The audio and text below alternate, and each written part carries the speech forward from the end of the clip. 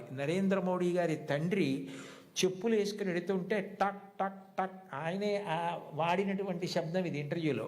టక్ టక్ టక్ అన్న శబ్దం వినపడితే గడియారాలు దిద్దుకునేవారట 4:30 మోడీ గారి తండ్రి వెళుతున్నారని చెప్పి, దామోదర్ గారు వెళుతున్నారని చెప్పి. అంటే అంత ఖచ్చితంగా సమయపాలన అలవాటు కావాలి.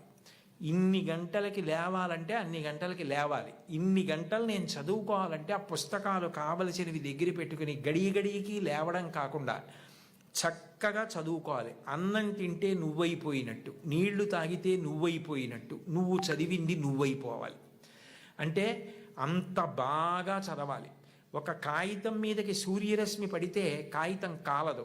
ఒక కుంభాకార కటకాన్ని, భూతద్దాన్ని సూర్యబింబానికి ఎదురుగుండా పెడితే ఆ కాంతి అందులోంచి వచ్చి కాగితం మీద పడితే కొంతసేపటికి కాగితం కాలుతుంది. ఎందుకనంటే ఆ వేడి భూతద్దంలోంచి ఒక చోట కేంద్రీకృతం అయింది, కాలింది కాగితం.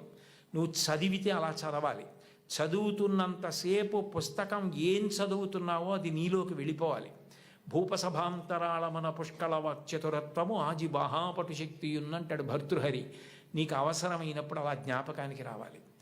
నువ్వు తిన్నది నువ్వెట్లా అయిపోయావో, నువ్వు తాగింది నువ్వెట్లా అయిపోయావో, నువ్వు చదివింది నువ్వు అట్లా అయిపోవాలి. నీకు అలా జ్ఞాపకం ఉండాలి. అలా ప్రతిరోజు చదువుకోవడం నీకు సంతోషం కావాలి. చదువు భారంగా చదవకూడదు. It must be a passion for you. ఎప్పుడు తెల్లారలేద్దాం, ఎప్పుడు చదువుదామని నీకు ఆసక్తి ఉండాలి, ఆతృత ఉండాలి, అందులో ఒక గొప్ప సంతోషం ఉండాలి. అలా నువ్వు టైం మేనేజ్మెంటు, డిసిప్లిన్ను, సెల్ఫ్ కాన్ఫిడెన్స్ నేర్చుకుంటే ఒత్తిడన్న మాటే ఉండదు.